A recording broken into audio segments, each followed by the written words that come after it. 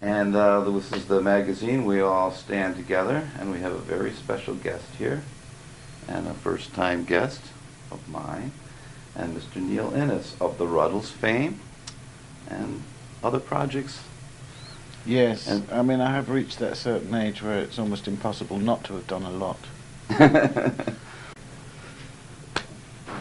I've got new batteries. I'm alive again. Should we talk about the Rutles now? Oh, well, it can do. I mean, the Rutles, you know, to my mind, was, you know, just something that happened accidentally.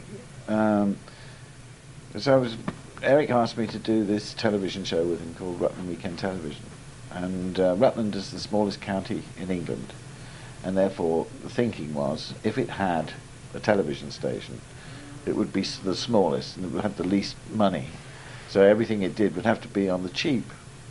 And this is why BBC Two liked the idea, because it was built into the premise of the show that everything would be cheap, and there would be cheap television jokes, lots of cardboard cutouts and things like that. I mean, Rutland Weekend Theatre would say, you know, this week, you know, War and Peace, you know, and you know, see Moscow burn, you know, the retreat from Moscow, and there'd be like 4 old guys, you know, like old age pensioners dressed up in uniforms walking down an English country lane, you know, 4 of them, you know, the retreat from Moscow. See Moscow burn, and a terrible model and a hand with a match comes in, you know. So my job was to sort of come up with some musical interludes and come up with the pictures. And I remember, because I'm not, you know, I don't think in this way, you know, the showbiz, you know, tart, ooh, I could be really big if I do this. You know, in fact, when Eric asked me to do it, I said, I'm not sure I really like television, Eric.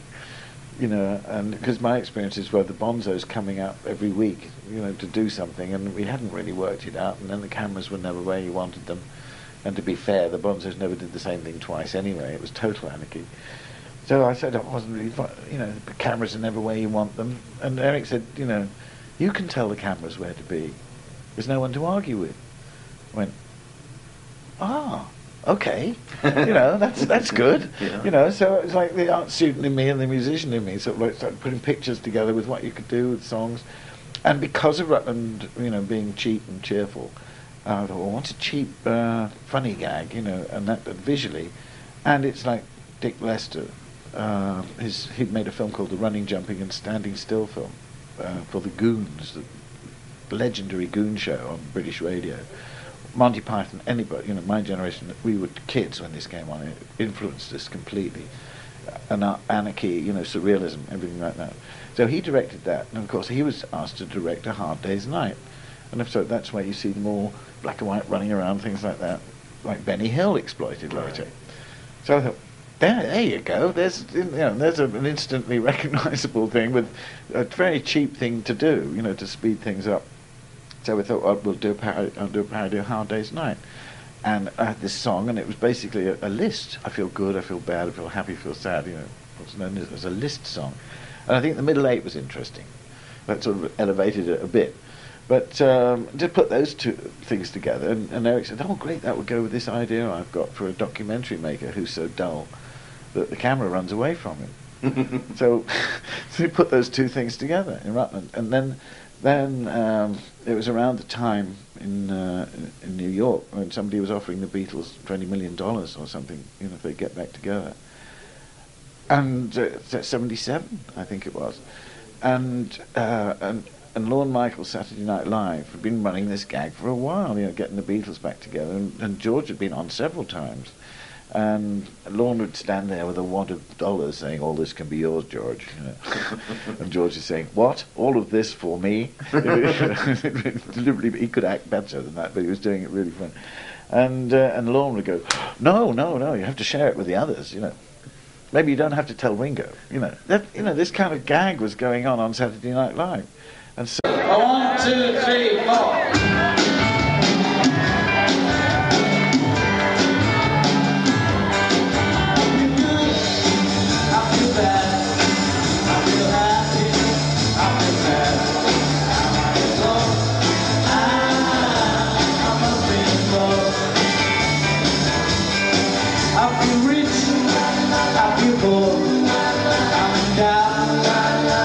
Sure.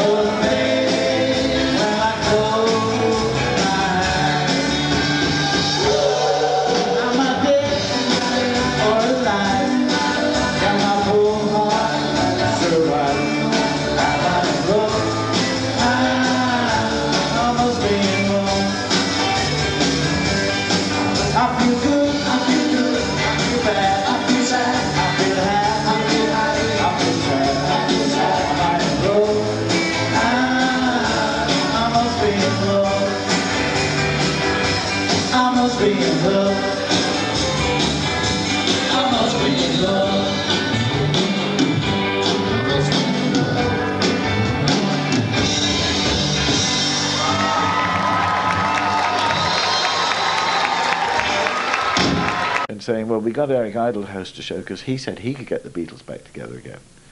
And we said, and Laurence came on and made this apology to everyone, sort of saying, this is how it was, and he went back to England. We kept ringing him up, and and he said, yeah, don't worry, it's all in hand and everything like that.